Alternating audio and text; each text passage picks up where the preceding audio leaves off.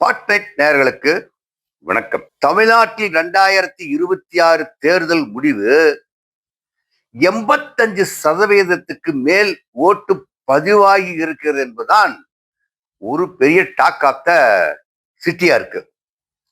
இந்த 85% மேல் ஏன் ஓட்டு பதிவாகி இருக்கிறது என்பதற்கு என்ன காரணம் சொல்கிறார்கள் என்றால், எஸ்ஐஆர் ஃபார்மினுடைய திருத்த படிவம் தான் காரணம்னு சொல்றாங்க. ஒரு சில கிராமத்துல சுமார் 800 ஓட்டு இருக்கிறது என்று சொன்னால் ஒரு 50 ஓட்டு 45 ஓட்டு தான் போலாகாம இருக்கும். ஒரு 750 ஓட்டு போலான இடமெல்லாம் இருக்குது. 95% போலான பகுதி எல்லாம் இருக்குது. அதுவும் கிராமப்புறத்துல பாத்தீங்கன்னாக்கா ஒவ்வொரு பூத்திலையும் ஒரு 80 ஓட்டிலிருந்து 100 ஓட்டுக்குள்ளதான் பதிவாக வேண்டி மிச்ச ஓட்டு இருக்கிற மாதிரி சூழ்நிலை இருந்தது. இதற்கெல்லாம் காரணம் என்னவென்று சொன்னால், எஸ்ஐஆருடைய திருத்தப்படிவம் ஒரு காரணமாக இருக்கலாம். ஆனால் ஓட்டு லிஸ்டே 1986 2026 வரலும் திருத்தப்படவே இல்லை. 86 என்ன ஓட்டு லிஸ்ட் வெளியிட்டாங்களோ அந்த ஓட்டு லிஸ்ட்ல புதிதாக சேர்க்கப்பட வேண்டிய வாக்காளர்களை அடிஷனல் ஓட்டு பின்பக்கமாவே சேர்த்துக்கிட்டு வந்துட்டாங்க. இதை யாரு சொல்லி இருக்கணும்னு சொன்னா, இந்த அதிபுத்திசாலித்தனமான அரசியல்வாதி இருக்கானுங்க இல்லையா, அவனு சொல்லி இருக்கணும். ஏங்க டோர் டு டோரா போய் ஒரு 10 வருஷத்துக்கு ஒருக்கா கணக்கு எடுக்கிறீங்க அப்படின்னு சொல்லி இருக்கணும். இதற்கு முன்னெல்லாம் என்ன பண்ணுவாங்கன்னா, குறைஞ்சது 2 எலெக்ஷன் முடிஞ்ச ஒருபாடு ஆசிரியர் பெருமக்கள்லாம் வருவாங்க, வந்து டோர் டு டோரா வந்து எடுப்பாங்க. எடுக்கிறப்ப ஓட்டு லிஸ்ட பார்த்தா அவங்களுடைய வாக்கெல்லாம் வரிசை கழகமாகவே இருக்கும். அப்பா பேர் இருக்கும், அம்மா பேர் இருக்கும், பையன் பேர் இருக்கும், பொண்ணு பேர் இருக்கும். ஒரு வீட்டுல இருக்கிற இப்படி பாத்தீங்கன்னா வரிசை கிரகமாகவே ஓட்டு இருக்கும். ஆனால் இப்ப என்ன சூழ்நிலை என்று சொன்னால், 4 பேர் இருந்தா 4 பேர் 4 பக்கம் ஓட்டு இருக்குதுங்க. ஒரே பூத்துல ஒரே பாகத்துல வரிசை கிரகமாக நிறைய இடங்கள்ல வரிசை பிரகாரமாக ஓட்டு இல்லை. உதாரணம் 4 பேர் ஒரு வீட்டுல 4 பேர் ஒரே வீட்டுல அப்ப மக பிள்ளை எல்லாம் அவங்க எல்லாம் இருந்தாங்கன்னு சொன்னா, ஏதாவது ஒரு சில ஓட்டுக்கு தான் வந்து தொடர்ச்சியா வரும். மற்ற எல்லாமே தொடர் எண்ணோட வர்றதே கிடையாது. ஒரு பாகத்துல ஒரு 1000 ஓட்டு 700 ஓட்டு 800 ஓட்டு இருக்குன்னு சொன்னா, முதல் பக்கத்துல அவங்க வரிசைகள் ஒரு 50ல ஓட்டு இருந்துன்னா அப்பா பேர் இருந்தா அம்மா பேர் வரிசைகள் 100ல இருக்கும், அவங்க பையன் பேர் 150ல இருக்கும். இன்னும் அந்த படிவங்கள் சரியாக பூர்த்தி செய்யப்படவில்லை. 1986 77 எல்லாம் ஓட்டு போடுறப்ப 75% மேல ஓட்டு எங்கேயுமே போலாகிறது இல்லைங்க. அப்படியே பின்னால வந்து 86க்கு பின்னால பார்த்ததுன்னா அதிகபட்சமாக 72% தான் ஓட்டு போலாகிட்டு இருந்தது.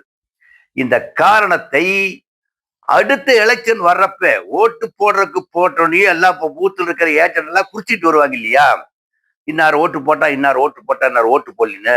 அப்ப ஓட்டு போடாதவன் அந்த ஊர்ல இல்ல, வெளியூர் போயிருப்பான். நிறைய பேர் இறந்து போயிருப்பாங்க. வெளியூர் போனவனுக்கு அங்க ஓட்டு இருக்கும், அங்க ஓட்ட போட்டிருப்பான். அப்ப இங்க ஓட்டு இருந்திருக்காது. இத அந்த உள்ளூர் கட்சிக்காரர்கள் வந்து மாதிரி வாக்குப்படிவை விடுவாங்க. மாதிரி வாக்கு பாகத்தை விடுறப்ப அவங்க போய் செக் பண்ணி இவங்கெல்லாம் ஊர்ல இல்ல, அதனால நீங்க வந்து அத சரி பண்ணிக்கணும் அப்படின்னு சொல்லி நீக்கல் பட்டியல் எழுதி கொடுத்திருந்தாங்கனாக்க ஓட் லிஸ்ட்ல ஆரம்ப காலத்திலிருந்தே குளறுபடி வந்திருக்காரு. இதுல ஒரு தடவை என்ன பண்ணாங்கன்னா, அரசியல் இதுல ஒரு தடவை என்ன செஞ்சாங்கன்னு சொல்லி சொன்னா, தேர்தல் ஆணையம் அவங்களேதான் கொண்டு போய் பேரை கொடுக்கணும். முன்ன கட்சிக்காரர் ஒரு 100 பேருக்கு பேர் எழுதி கொண்டு கொடுப்பா சேர்த்துன்னு சொல்லி சொல்லுவான். இப்போ அவங்க அந்த 100 பேர் கொடுக்கறத வந்து ஒரு காலகட்டத்துல அப்படியெல்லாம் கொடுக்க கூடாது, அவனே இண்டிவிஜுவலா வந்து கொடுங்கன்னு சொல்லி அங்கங்க சென்டர் போட்டாங்க. எங்க பாக ஓட்டு போட்டாங்களோ அந்தந்த இடத்துல வாக்காளர்கள் சேர்த்துவதற்கு படிவம் கொடுத்து போட்டாங்க. அதுல ஒரு சிலர் வீட்டுல இருக்கிற போய் சேர்த்தனா, வீட்டுல இல்லாத போய் சேர்த்தனா, இது எல்லாம் யாரு முனைப்பா செய்வாங்கன்னு சொன்னா அரசியல் கட்சிக்காரர் தான் செய்வாங்க. இப்போ தேர்தல் நடந்து முடிஞ்சிருச்சு. அரசியல் கட்சியில என்ன அயோக்கித்தனம் பாருங்க, அதிகாரிகளுடைய அயோக்கித்தனம். வீடு வீடா கொண்டு போய் பணம் கொடுக்குறான். போல்டா ஓட்டுக்கு 23ஆம் தேதி ஓட்டு போடணும்னு சொன்னா 19ஆம் தேதி வீட்டுக்கு வீடு பணம் கொடுக்குறான். ஆனா ரோட்ல வர்ற காரு வண்டி எல்லாம் கோமணத்தை கழட்டி விட்டு செக் பண்ணாதெல்லாம் செக் பண்ணிட்டு இருக்கிற அந்த அதிகாரிகள் வீடு வீடா பணம் கொடுக்கறது புகார் போகும். போனாலும் அவங்க வந்து கேட்கறது இல்ல. அந்த 144 தடையுறவு சட்டத்தை வந்து தளர்த்தின மாதிரி கடைசி 3 நாளைக்கு எவனை எங்கே நாசமா போகலான்னு போயிட்டாவ. திறமை இருக்கிறவன் காசு கொடு அப்படின்ட்டான். இப்போ தமிழ்நாட்டுல 2 தொழில் நிறுவனம் தான் பெரிய தொழில் நிறுவனம். ஒண்ணு திராவிட முன்னேற்ற கழகம் ஆளுங்கட்சி பெரிய தொழில் நிறுவனம். அதிமுகங்கிறது எதிர்க்கட்சி, அது அதுக்கு அடுத்து கட்ட தொழில் நிறுவனம். இப்போ ஆளுங்கட்சி தொழில் நிறுவனத்துல லாபம் அதிகமா வந்துருச்சு.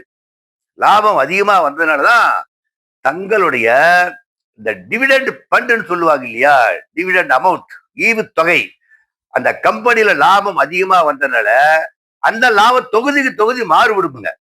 கோயம்புத்தூர்ல ஒரு மாறு கொடுப்பான், கரூர் ஒரு மாறு கொடுப்பான், ஈரோட்டில் ஒரு மாறு கொடுப்பான், திருநெல்வேலியில் ஒரு மாறு கொடுப்பான், சென்னையில் ஒரு மாறி கொடுப்பான். அப்ப அந்தந்த பகுதியில் இருக்கக்கூடிய கம்பெனிகளுக்கு லாபத்துல பிரிச்சு கொடுக்கற மாதிரிதான் ஒருத்தன் 1000 கொடுத்தோம், 2000 கொடுத்தான், 3000 கொடுத்தான்.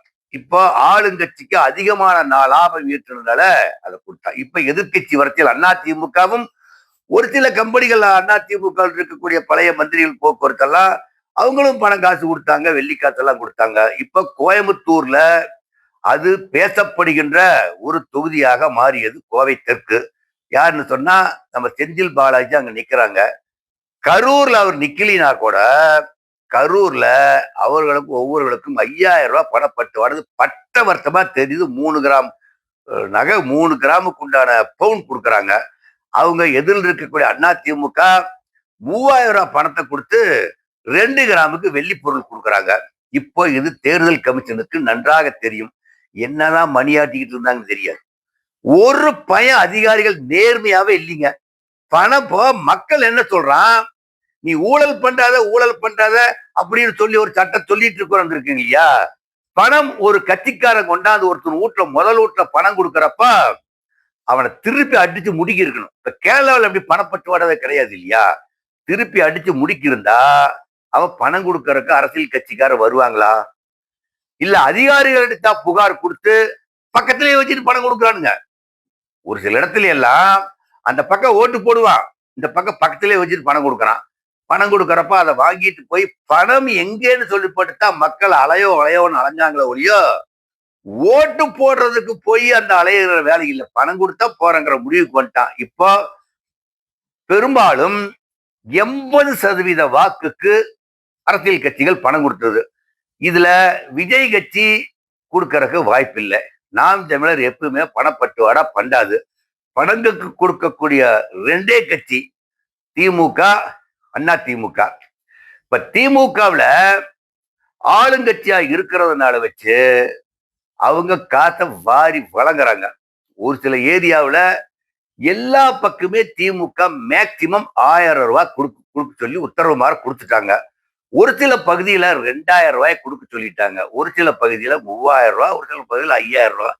இப்படி ஒரு வீட்டுல 4 பேர் இருந்தாங்கன்னு சொல்லி சொன்னா 3 12 அதிமுகவுல கொடுக்கற காசு. அப்போ ஒரு 15000 ரூபாய் ஒவ்வொரு குடும்பத்திற்கும் ஓட்டு போறங்கிற விதத்துல எல்லாம் வாங்கி வச்சுக்கிட்டான். நேர்மையான மக்களா இருந்திருந்தா மக்கள் நேர்மையா இருக்கணும். அரசியல்வாதி சொல்லி தப்பே கிடையாது, அவன் கொடுக்கத்தான் செய்வான். நீ நேர்மையா இருந்திருந்தா எனக்கு பணம் வேண்டான்னு சொல்லி ஒரு கும்பலா போய் பணம் கொடுக்கறவன வளர்த்து முடிக்கிட்டு இருந்தா அவங்க பணம் கொடுக்கறதுக்கு வரமாட்டாங்க. இனிமேல் எலெக்ஷன் நிக்கிறேன்னு சொன்னா இந்த 15 நாள் வேட்புமனு வாபஸ் வாங்கின காலத்துல இருந்து 15 நாளுக்கு ஊர் ஊரா வேட்பாளர் நியாயமான மோசமா சுத்த வேண்டியது இல்லைங்க. மைக்க கட்டிக்கிட்டு போய் இதுக்கு தேர்தல் கமிஷன் செலவு கணக்கு, அவங்க பணம் பிடிக்கிறான், இவங்க பணம் பிடிக்கிறான், அதுக்கு மைக்ரோ அப்சர்வரு, அவன் என்ன நீ 2 பேர் தூட்டு போட்டா அவன் கேள்வி கேட்கறான். தேர்தல் செலவுல போ ஒவ்வொரு தொகுதிக்கு 40 லட்சம் செலவு. எதுக்கு 40 லட்சம் செலவு பண்ணணும்? என்ன காரணத்துக்காக 40 லட்சம் ஒரு தொகுதிக்கு செலவு வேண்டிய சூழ்நிலைக்கு அரசாங்கமே உயர்த்தி கொடுக்குது? அதிகபட்சமா சேர்ந்தாக்கா ஒரு 5 லட்சம் ரூபாய் செலவு பண்ணா ஒரு தாராளமா ஒருத்தர் நல்லவே இருந்தா ஜெயிக்கிறதுக்கு போதும். 5 லட்சம் ரூபாங்கிறது பாம்பு கட்டணும், வர்றவங்களுக்கு சாப்பாடு ஒண்ணுக்கு போதும் இல்ல. இப்போ இந்த திட்டத்தை மாத்தி அரசாங்கமே 40 லட்சம் ரூபாய் செலவு பண்ணுன்னு சொல்லி சொன்னாக்கா அப்ப மக்கள் ஏன் காசு வாங்காது இருப்பான்? அரசாங்கம் கடுமையான உத்தரவு போடணும். இப்ப இதுக்கு தேர்தல் கமிஷன் பல்வேறு சட்ட திட்டத்தை வகுக்கிறான். எல்லா ஆபீசரும் உட்காந்துக்கானுவ. ஒருத்தவங்க போய் ஊருக்குள்ள காலையில ஒரு வேட்பாளர் வரனா டைம் குறிச்சுக்குவான். 8:10க்கு புறப்படுறான் கேம்பெயினுக்குமா. இன்னொருத்தர் 7:50க்கு போறாமா. அவனை அப்படியே பின்னால ஃபாலோ போய் படம் பிடிச்சிட்டு வருவான். அவன் ஒரு கணக்கு கொடுப்பான். நாங்க 2 மைக்கு தான் வச்சிருந்தோம். ஒரு 2 காரை கூட்டிட்டு போய் இவன் 8 கார் 7 கார்னு கணக்கு எழுதி அதுல போட்டு டார்ச்சர் பண்ணி, இது தேவையில்லாத அரசாங்கம் செய்யக்கூடிய செலவினங்கள் தான். இப்ப அவன் செலவு பண்ணா அவன் என்னன்னு கணக்கு கொடுத்துட்டு அதிகாரிகளை போட்டு, அதிகாரிகள் நேர்மையாக நடந்து கொண்டார்கள், பணம் புடிச்சு அந்த இடத்துல கேண்டிடேட்டை தள்ளுபடி பண்ணுன்னு சொல்லி தமிழ்நாட்டுல இதுவரையிலும் இந்தியாவில எங்கேயுமே வரலீங்க. பணம் கொடுத்த இடத்துல மற்ற மாநிலத்துல பணம் கொடுக்காதெல்லாம் இருக்குது. இப்ப தமிழ்நாட்டுல பணம் கொடுத்த இடத்துல ஏதாவது ஒரு அதிகாரி போய் கம்ப்ளைண்ட் இல்லாம, இப்போ உங்களுக்கு இன்டெலிஜென்ட் பிரிவுன்னு ஒண்ணு இருக்கும். அதாவது போலீஸ்கார உடை போடாம மத்தியில போய் நின்னு பார்த்து அந்தந்த எங்கெங்க 4 நாளைக்கு முன்னால போய் பார்த்திருந்தா எவன் பணம் கொடுக்கறான்னு தெரிஞ்சிருக்கும். அந்த பணம் கொடுக்கறவனை தெரிஞ்சுமே விட்டுருக்கிறது அந்த அதிகாரிகள் எல்லாம். அதிகாரிகளுடைய ஒரு கையாளாகத்தனமும் மக்களுடைய ஒரு நம்பிக்கை இல்லாதனம் தான். மக்கள் நம்பிக்கையோட இருக்கணும். நான் நாட்டை திருத்துறேன் அப்படின்னு சொல்லி காசு வாங்க கூடாதுங்கிற ஒரு நம்பிக்கையோட இருந்திருந்தா தான் ஓட்டு சதவிகிதம் கரெக்டாக வரும். இப்ப ஓட்டு சதவீதத்தை புதுசா சேர்த்துவாங்க. புதுசா சேர்த்துறப்போ பழைய ஓட்டுக்கள் யாரு இல்லைங்க. இன்னும் ஏன் நீங்க 100% ஓட்டு போல ஆகலின்னு சொல்லி சொன்னா 2% ஓட்டு போலாகாம இருந்தா தான் இந்த ஓட்டு லிஸ்ட் சரிவர இருக்குதுன்னு அர்த்தம். ஏன்னா 2% ஓட்டு ஒருத்த வருவான், ஆஸ்பத்திரி போவான், வர முடியாத சூழ்நிலையில் இருக்கும். அந்த மாதிரி ஒரு பகுதிக்கு ஒரு பூத்துக்கு 2% ஓட்டு வராம இருக்கலாம். ஆனா மீதி 98% ஓட்டு போல் போடணும். இப்போ ஒரு சில பகுதியில் 92%. இன்னுமே வாக்காளர் பட்டியல இந்த ஊர்லயும் ஓட்டு இருக்குது, இன்னொரு ஊர்லயும் ஓட்டு இருக்குது. அவன் அந்த ஊர்லயும் ஓட்டு போட்டு வந்து அழிச்சிட்டு வந்து இந்த ஊருக்கு பணத்துக்கு வந்து நிக்கிறான். இப்போ இன்னும் வாக்காளர் பட்டியல்கள இன்னும் சரிவர திருத்தப்படவில்லை. ஒரு சில இடத்துல செத்து போடும் பேரெல்லாம் கூட இருக்குது. ஒரு சில இடத்துல ஓட்டுல பார்த்தீங்கன்னா இருக்கும். அதெல்லாம் இன்னும் சரிவர திருத்தப்படவில்லை. இத சரியா இருக்கணும், வரிசைக்கிரகமாக ஓட்டு வர வேண்டும் என்று சொன்னால் 1ஆம் நம்பர் கதவுல இருந்து கடைசி எண்டு வரலும் அந்த வீட்டில் இருக்கிறவங்கள ஓட்டு லிஸ்ட சரியா எழுதிக்கிட்டு வந்ததுன்னா தான் ஓட்டுல யாருன்னு தெரியும். ஓட்டு லிஸ்ட் எடுத்தா அவன் வேற எங்கேன்னு தொலாவணும். இப்ப அவன் வேற யாரு தொலாவுவான்? அரசியல்வாதி தான் தொலாவி கொடுக்கணும். அரசியல்வாதிக்கு கடும் சிரமம்.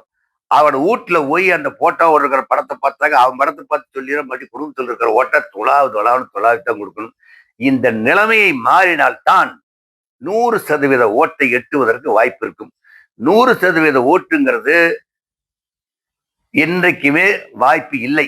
98% வாக்காளர் பதிவு செஞ்சாவே 100% வாக்கு பதிவு பண்ண மாதிரிதான். இந்த 100% வாக்கு பதிவாகிறதுக்கு 98% பதிவாகிறது சொல்லி சொன்னா அரசாங்கம் அடுத்த ஒரு உள்ளாட்சி தேர்தலுக்கோ பாராளுமன்ற தேர்தலுக்கோ டோர் டு டோர் போய் ஓட்டர்ஸ் கணக்கெடுக்கணும். கணக்கெடுத்து வந்ததுன்னா தான் இந்த குளறுபடியை திருத்த முடியும். இல்லைன்னா இந்த குளறுபடியை திருத்தவே முடியாது. அரசியல்வாதிகளும் அவங்களுக்கு ஒரு கூட்டம் போடுவாங்க. அதிகாரிகள கூட்டம் போடுறப்போ போய் சொல்லணும், இப்படி இருக்குது அப்படி இருக்குது சொன்னா தர போனே நிப்பாங்க. கூட்டத்தில் கலந்துக்கிறாங்கன்னா ஒளியோட கலந்துக்கல என்ன கருத்தை வலியுறுத்தி சொன்னாங்கிறதே தெரியாது. இப்போ மொத்தத்துல 2026 ஓட்டுல 1986க்கும் 40 வருஷம் கழிச்சு இருக்கக்கூடியதுக்கும் பார்த்தா ஒரு 15-17% ஓட்டு கூடுதலாச்சுன்னு சொல்றாங்க. அப்படி கூடுதலான வாக்கு கிடையாது. அந்தந்த ஊர்ல இருக்கிறவன் அவன் ஓட்ட போட்டான். முன்ன ஓட் லிஸ்ட்ல நிறைய பேர் இறந்து போனவன் வெளியூர் போனவன் இருந்ததுனாலதான் அதுல 75% மேல ஓட்டு போலாகாம இருந்தது. எல்லாம் அந்தந்த ஊர்ல போய் இருக்கிறவங்களுக்கு ஓட்டு போட்டு படிவம் திருத்தப்பட்டதுனாலதான் இப்போ ஒட்டுமொத்த ஓட்ட கணக்கெடுத்து பார்த்தோம்னாக்கா ஏற்கனவே ஓட்டு போட்ட வீதாச்சாரத்துக்கும் இப்ப போட்டதுக்கும் 25 லட்சம் ஓட்டு தான் அதிகமா போலாயிருக்கு இந்த வருஷம். அந்த ஓட்டு வீதாச்சாரம் கடந்த ஆண்டு போட்டாங்க, அதுக்கு முன்னாடி எம்பி எலெக்ஷனுக்கெல்லாம் போட்டு போன 2024 ஓட்டு போட்டாங்க இல்லையா, அதையெல்லாம் கணக்கெடுத்து பார்த்தாக்கா ஒரு 25% ஓட்டு 25 லட்சம் தமிழ்நாட்டில் தான் ஓட்டு புதிய வாக்காளர்கள் போட்டதா கணக்கு வருது. நீ வருங்காலத்துல இதையெல்லாம் சரி செய்யணும்னா மக்களும் நேர்மையா இருக்கணும், அரசாங்க அதிகாரிகளும் நேர்மையா இருக்கணும். நன்றி, வணக்கம். இந்த வீடியோ உங்களுக்கு பிடிச்சிருந்தா லைக் பண்ணுங்க, கமெண்ட் பண்ணுங்க, ஷேர் பண்ணுங்க, சப்ஸ்கிரைப் பண்ணுங்க.